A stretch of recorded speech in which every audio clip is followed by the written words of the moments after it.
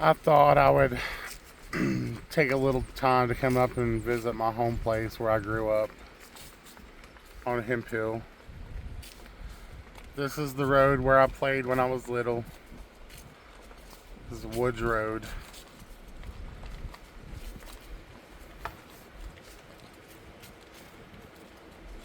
This is where I grew up. These were my views back in the old days.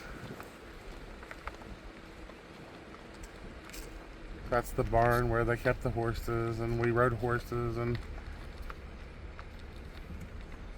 that over there was where my dad was born and raised, and that up there is where my house was until my parents died. And now you see the person who took it from us, who took advantage of my mom when my dad died. He demolished our house, and that's all that's left of my home place. But that's where I was born and raised for 35 years. I'm 39 years old now, and I've moved to town, but this is where Travis was born and raised, right here on Hemp Hill Mountain.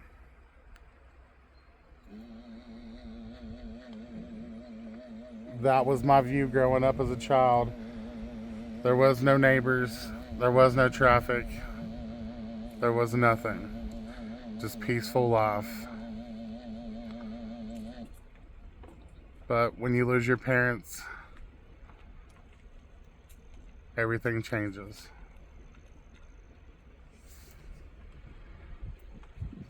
Makes me so sad to come up here.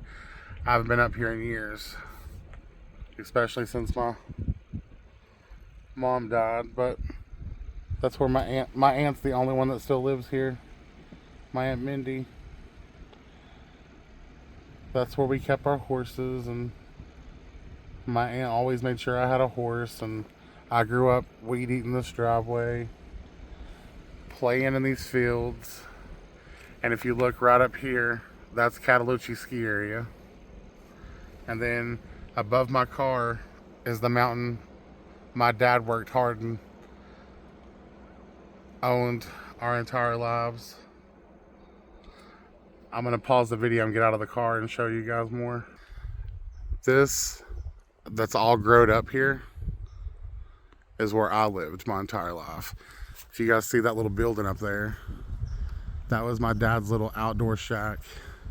And right beside that, where that empty spot is where our new house was. And when this guy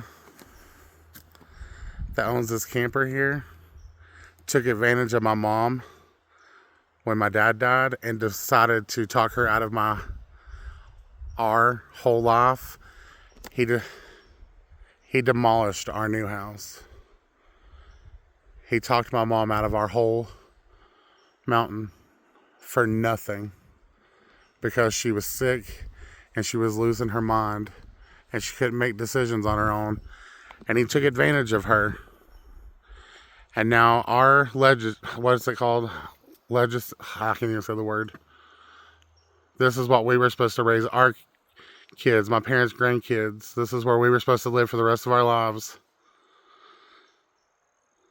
The man who owns that truck right there took advantage of a sick woman who was mourning her husband and talked her out of this whole life for me and my sister and our little babies.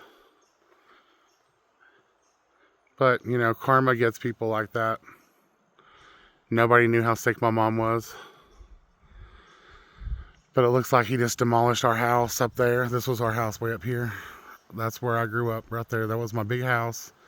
Now it's gone. And it's like he left my dad's little shed as a little reminder. That was where my dad spent all of his time, in that building stuff, bird houses, and he had a stove in there and he'd sleep out there. And then on up the mountain there used to be a driveway. And when I was little, we had a trailer up there, and that's where we were raised as little babies. And then at the end of this road, that house you see was my Aunt Bonnie. She died several years ago. And then my aunt and uncle used to live here in my grandparents' house until they tore it down, and then they bought a new house and put it down here. And they were my second family, and then they got a divorce many years ago. So my uncle now lives in town, and my aunt still lives here.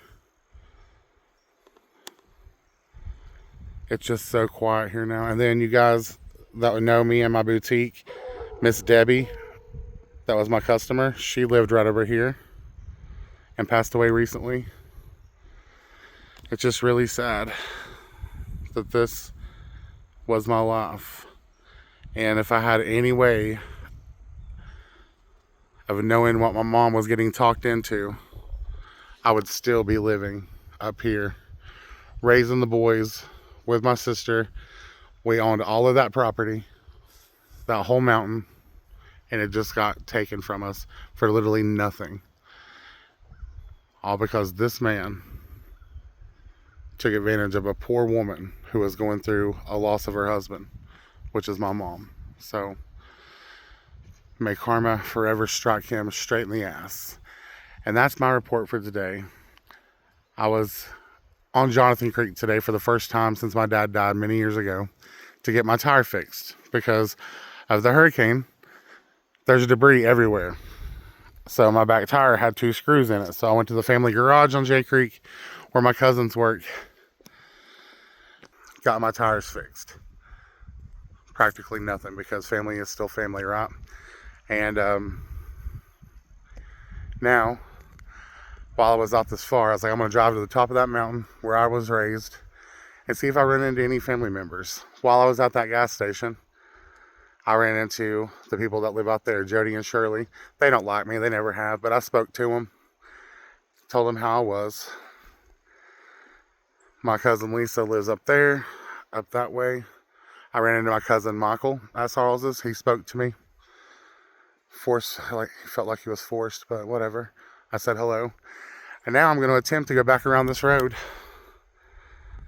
Woods Road, and I'm going to see if I can see if my Aunt Doris is willing to speak to me. She lives at the very end of the road, and I saw my cousins outside, so I'm going to pull in and see if they welcome me. And if they don't, they don't. But if they do, I'm going to speak to them, give them a hug, and tell them I just finally had the nerve to drive up here. But if you guys see that chimney, when my dad was a little boy and my uncle, that chimney belonged to a humongous cabin that sat there. And that's where my daddy came from. That property right there. That's where my dad was born and raised.